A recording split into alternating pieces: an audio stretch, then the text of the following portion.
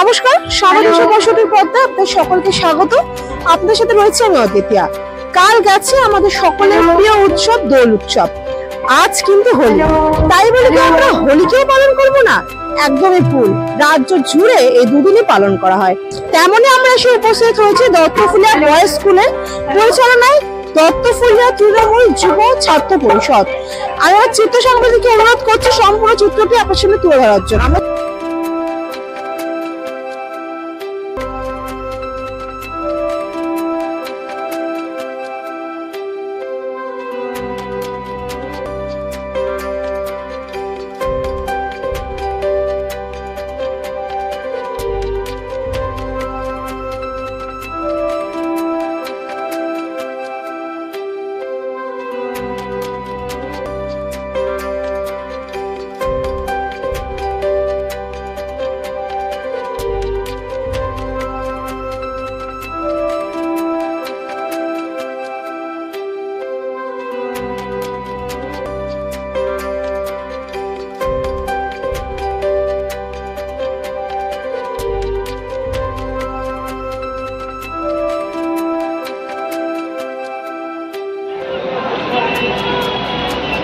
সর্বশ্রী সমীর কুমার পোদ্দার জোরে একবার করতেই চেয়ে নেব প্রিয় দাদা, প্রিয় অভিভাবক, প্রিয় মানুষটার জন্য। সঙ্গে রয়েছেন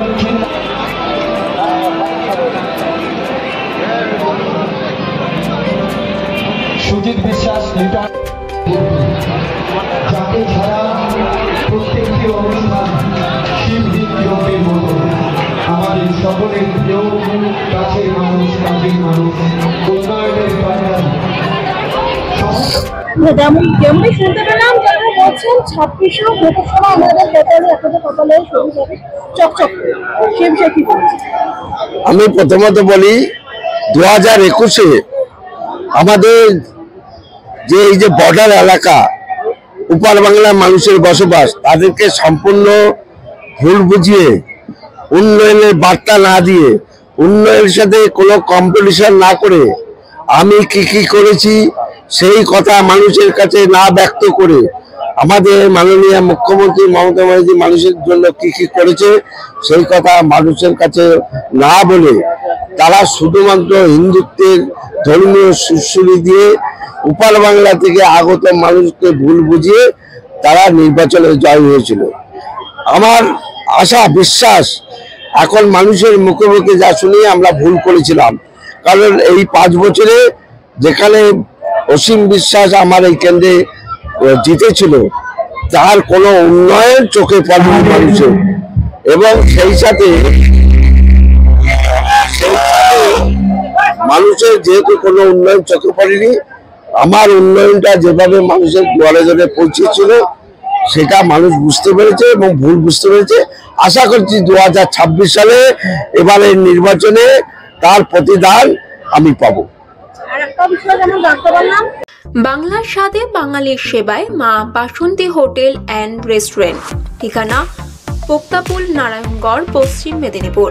আমাদের এখানে সকাল, বিকাল, দুপুর এবং রাত্রিকালীন আহারের সুব্যবস্থা রয়েছে। সুলভ মূল্যে আহারের একটাই ঠিকানা মা বাসন্তী হোটেল অ্যান্ড রেস্টুরেন্ট। আমাদের এখানে সমস্ত ধরনের খাবার অর্ডার নেওয়া হয়। প্রোপ্রাইটার ঝন্টু গেড়ে। Mobile number 9732543245। আমি যদি ধর্মযাত্রা উৎসব সেক্ষেত্রে আজকে হোলি একটি একটা নন বেঙ্গলিরা পালন করে, সেক্ষেত্রে আমরা বাঙালিরাও এই উৎসব মেতে সেখানে আপনি কি বলবেন?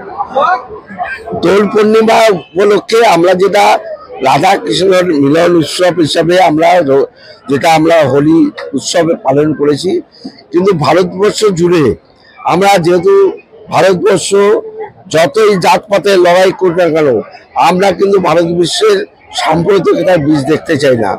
তাই আমাদের এই উৎসবটা ভারতবর্ষ ধরে একদিন হোলি হয়, একদিন দোল উৎসব হয়। আমরা 2 দিনই আমরা এই উৎসবটা পালন করে থাকি। আমরা মনে করি যে মমতা ব্যানার্জি যে কথা বলেন আমরাও সেই কথা বলি যে ধর্ম যার যার উৎসব সবার। সুতরাং আমরা যেমন আমাদের উৎসব পালন করছি, তেমনি যারা অন্য হিন্দু ধর্মের ছাড়া যারা অন্য ধর্মের বিলং করে তাদের প্রত্যেকটা ধর্মে আমরা সামিল হই এবং তাদের উৎসবে আমরা সমানভাবে এটা বিলং করি।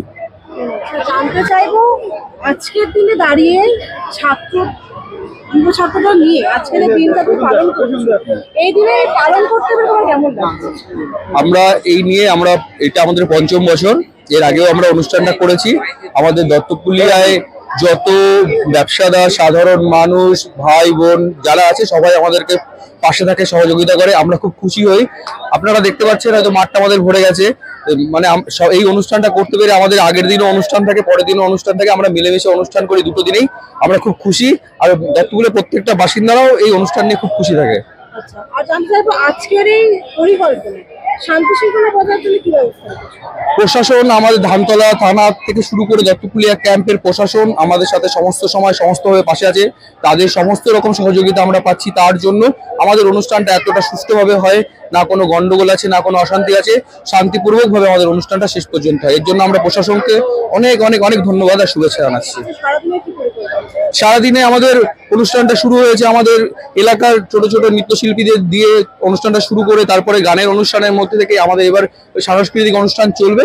এটা চলার পরেই আমাদের অনুষ্ঠানটা আমরা সমাপ্ত ঘোষণা করবো। এটাই আমাদের শেষ প্রোগ্রাম চলছে। আচ্ছা, নমস্কার।